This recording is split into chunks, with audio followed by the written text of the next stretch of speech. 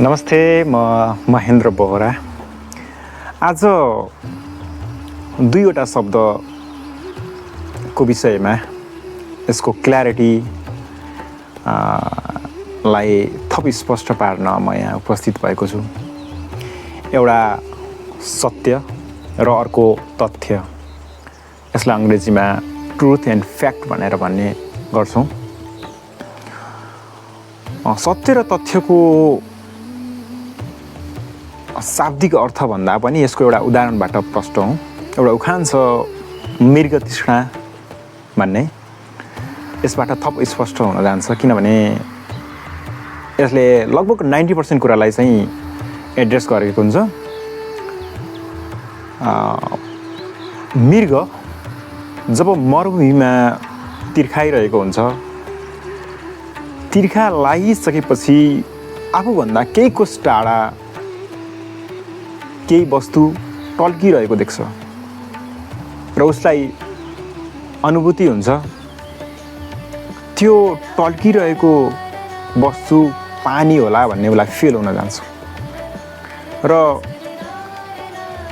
ऊ आत्तिँदै त्यो टल्किरहेको वस्तुतर्फ जान्छ र जब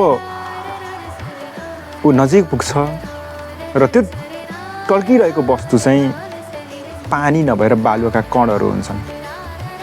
र यहाँबाट के प्रश्न हुन्छ भने सत्य र तथ्यको क्ल्यारिटी यहाँबाट 90% स्पष्ट हुन आउँछ।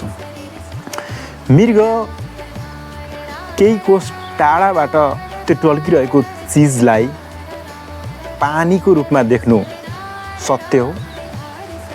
मृगले त्यसलाई पानीको रूपमा देखिरहेको छ र फेरि ऊ त्यो टल्किरहेको वस्तुको नजिक जान्छ। त्यसलाई हामीले सत्यको रूपमा मान्न सकिन्छ, किनभने उसलाई त्यो फिल भयो, त्यो गयो, सकियो। र अर्को तथ्य, जब ऊ त्यो टल्किरहेको वस्तुको नजिक पुग्छ र उसलाई भान हुन्छ, उसले देख्छ त्यो पानी नभएर बालुवाका कणहरू हुन् भन्ने उसलाई फिल हुन्छ र त्यसपछि त्यो तथ्यमा परिणत हुन्छ। नेपालको कन्टेम्पोरेरी पोलिटिक्स, नेपालको गभर्मेन्टको पर्फर्मेन्स, पूर्ववर्ती सरकारको पर्फर्मेन्सलाई यसो हेर्ने हो भने हामीले यी दुईटा शब्द सत्य र तथ्य बीचको अस्पष्टताको कारणले गर्दा धेरै नेताहरू चिप्लिरहेका छन्, जस कारणले गर्दा उनीहरूले गरेको निर्णय, उनीहरूले गरेको बोलीको चाहिँ स्टेबिलिटी हुँदैन, स्थायित्व हुँदैन।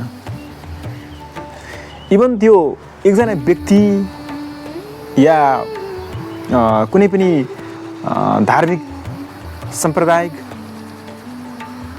पनि त्यो कुरा लागु हुन्छ, किनभने उनीहरूले बुझिरहेको संस्कार, उनीहरूले बुझिरहेको विश्वास, उनीहरूले अध्ययन गरिरहेको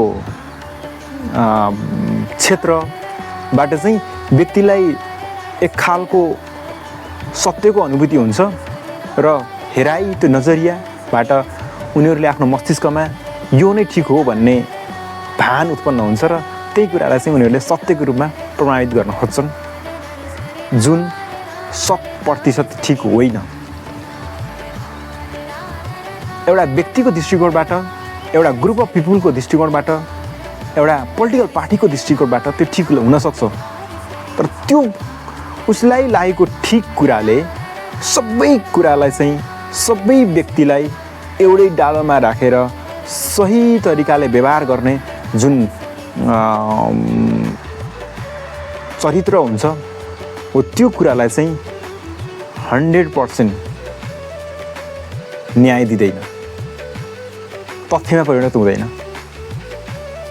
जस कारणले गर्दा धेरै व्यक्ति म सत्य छु, म ठिक छु भन्ने फिल हुन्छ र उनीहरूले निर्णय गर्छन्, उनीहरू बोल्छन्। बोलिसकेपछि जब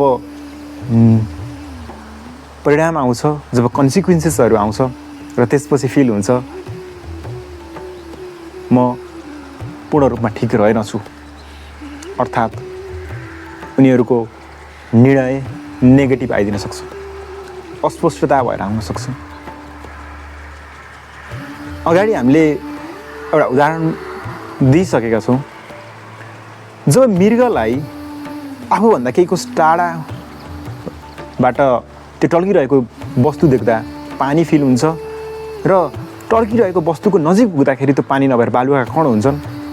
हो, यसबाट प्रश्न हुन्छ सत्य के हो र तथ्य के हो भनेर। हस्त, नमस्ते, धन्यवाद।